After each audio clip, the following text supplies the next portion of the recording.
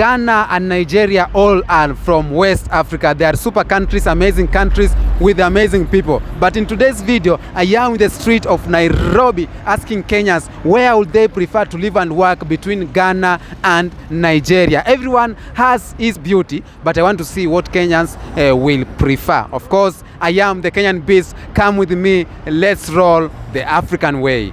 Between Ghana and Nigeria, which country will you prefer as a Kenyan to live and work?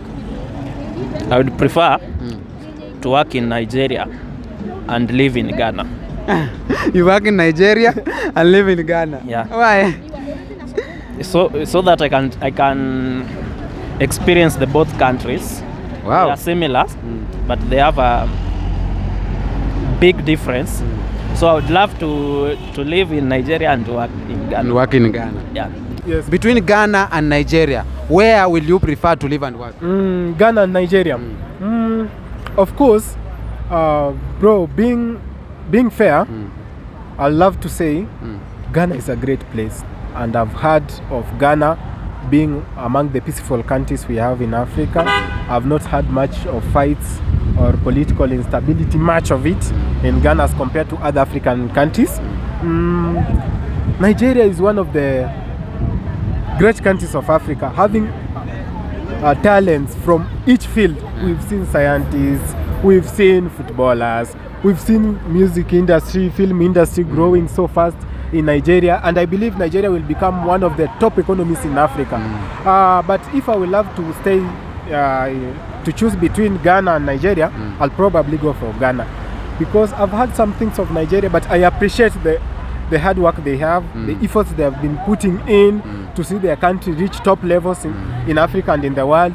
They have represented well their flags. We have Burna Boy, Ruga, we have Rema, we have Davido, we have P-Square. You can mention them all. Asake, a list of thousands of musicians from Nigeria. They bring a great vibe in Africa. We appreciate that. They try to represent well their country. Yes, we appreciate that. But if it was for my choice, I'll go for Ghana. Yes, and just to comment a little bit of Nigeria. Nigeria has the richest man in Africa, Dangote. Yes. So Dangote controls much of the economy of Nigeria. Nigeria has the greatest population, almost ranging to 300 right now. It's heading to 300 million. Yes, wow. Fighting big countries like Russia, US, and other big countries in the world. I believe it will have one of the most stable economies in Africa, bro. But as for me, I'll prefer Ghana.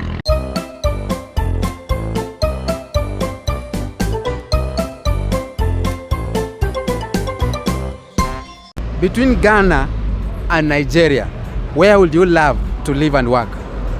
Ghana and Nigeria, wow. Number one, they're both West African countries.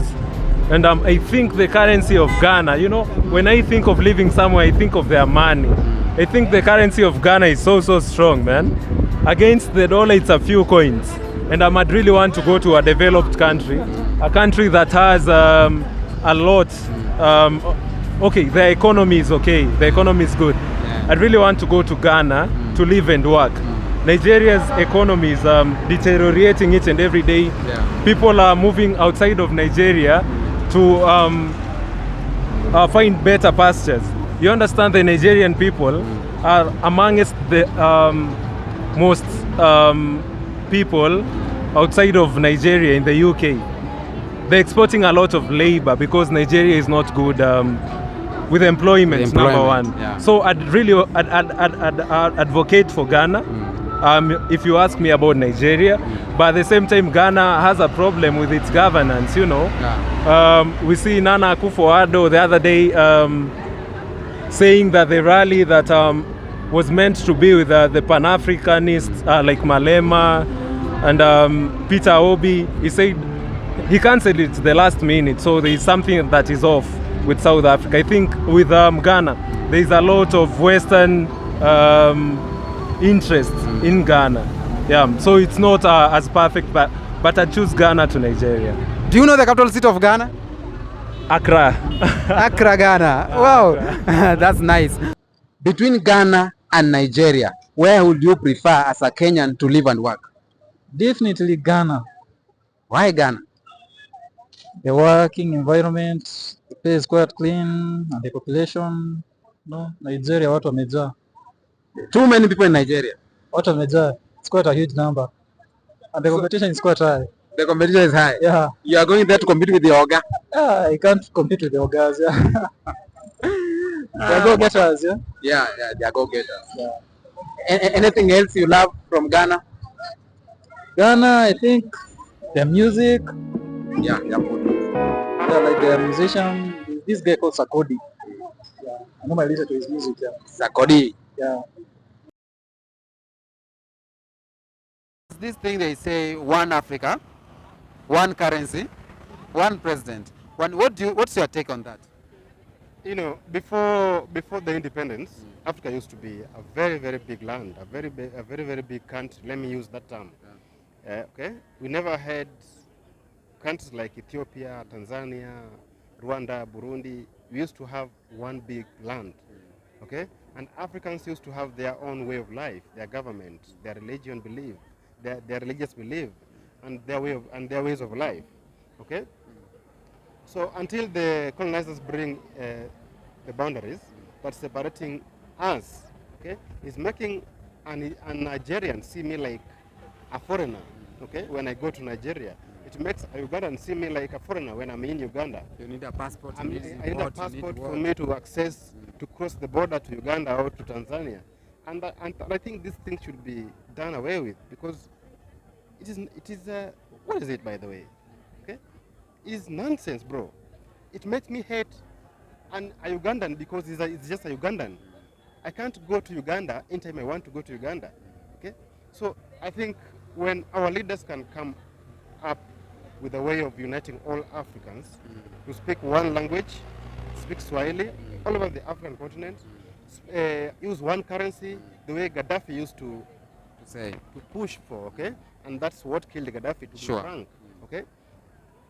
Africa could be very far, because Africa is the continent that feeds the world. Let me use that word, because Africa is the mother of the world.